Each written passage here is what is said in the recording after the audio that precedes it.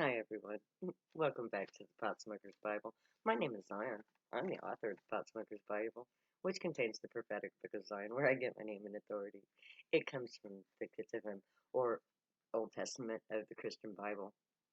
I use the King James Version just in case you want to check out anything that I'm talking about. Now, today, I'm reading the fifth and final part of the 28th chapter of the Potsmoker's Bible. It's part of the conclusion and has no chapter from the Book of Zion in it. This one is dealing with the actual Temple of Zion that established here in York, Nebraska. And I'm going to take up where I left off, okay?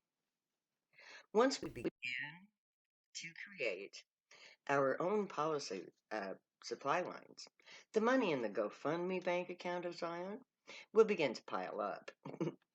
That money will be available to the temples for any necessities that can't be easily made on site. That money will help to set up the campout requirements for each temple. The porta potties, the kitchen equipment, the wires and the cables and the piping and the lighting and all the portable showers and everything that the community will need. These things that we can't easily make, but that we can easily buy. So we will use our unnecessary money to prepare for our camp out in Exodus. This is the first phase of the Temple of Zion, its first primary function, to house the priesthood and to provide for the community, to create a new social order locally, and to prepare for the Exodus and to execute it. That is the first phase of the temple. Once we get to Zion, the temples will each become a town in the new nation. These towns will settle wherever we determine that the temple populations will simply move in and take over the local government.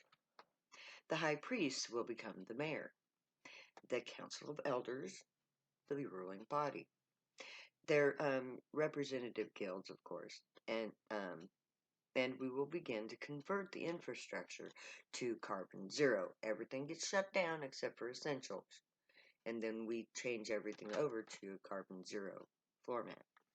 The temples that you open now will become your town in Zion. So my temple is my town.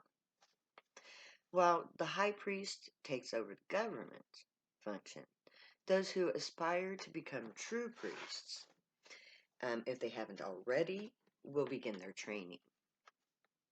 Once they've completed their training, they will become the interpreters of the grave and humanitarians, who will use their newly taught abilities to help all life forms that they encounter.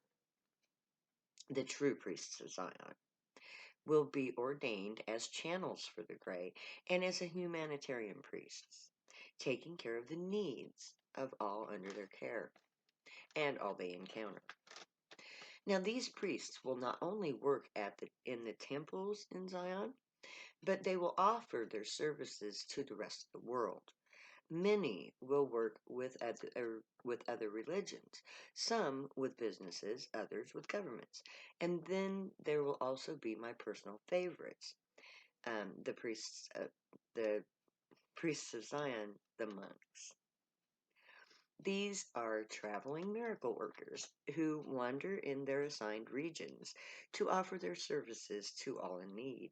They can stay at the local temples, um, or wander at will, camping out or sleeping where offered a bed. These are free spirits who spread joy wherever they go. These are the truest priests of all. They're like the traveling monks of the Hindus and the Buddhists. Um, Unlike the destitute monks of Eastern traditions, my monks will be provided for. If there's a local currency, the temple will provide it, or will lend it. They'll negotiate for terms. to provide for shelter for the monks in Zion so that they can go without having to worry about sustenance, so that they won't be at the mercy of chance. My monks are free of all personal cares, so that they can be fully present to do their much needed miracle work. So, I can't wait to see these monks. They're going to be so awesome. Okay. Many of the priests will be in charge of overseeing the ark system. We won't be building a single ark. We will be building an ark in every mountain. No space above the safety line will be left empty. We must provide as much shelter as possible. We have to continue building arks until the very last day. Most of us will be working for the ark system worldwide. We will save as many of us as we can. All who are willing and able to adjust to the new social order will be housed within these arks. We will cram as many as possible into the system. Life is very precious, is too precious to just let go.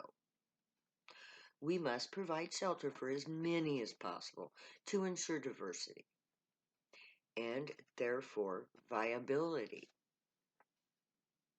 The one and only complaint in the prophecy from the actual people of Zion is that we are overcrowded.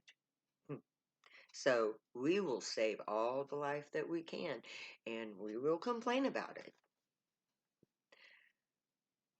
Ultimately, that was at the heart of the temple.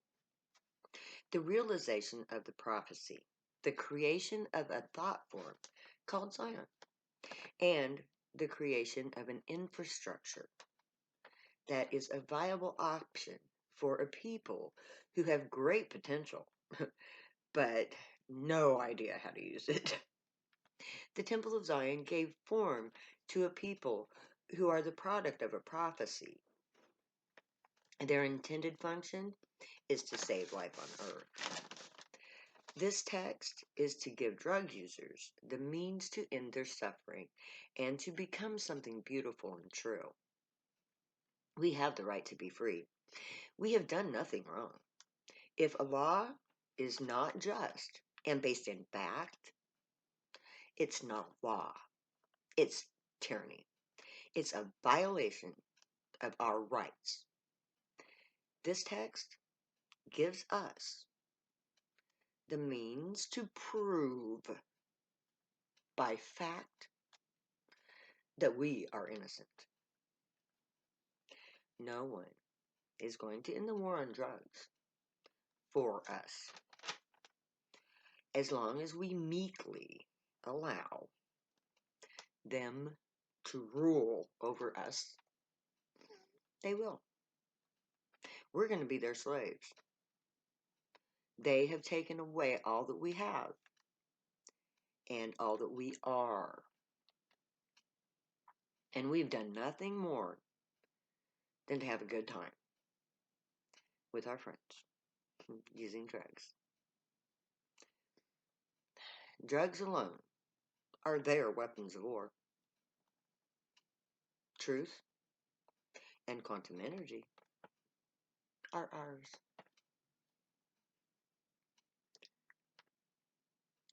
It's time that we use them and end this huge injustice that's killing us. Or die trying. Because truthfully, I would rather die trying, fighting for you and our freedom, than to look at another pig, another thief, while he lords it over us, as if that fucking badge meant something. When we go camping, we will be making a stand for ourselves, our children, and our way of life. There will be no turning back. Once we pack up and go to our camps, it's do or die. And we 50 temple members, we knew that. This is a revolution.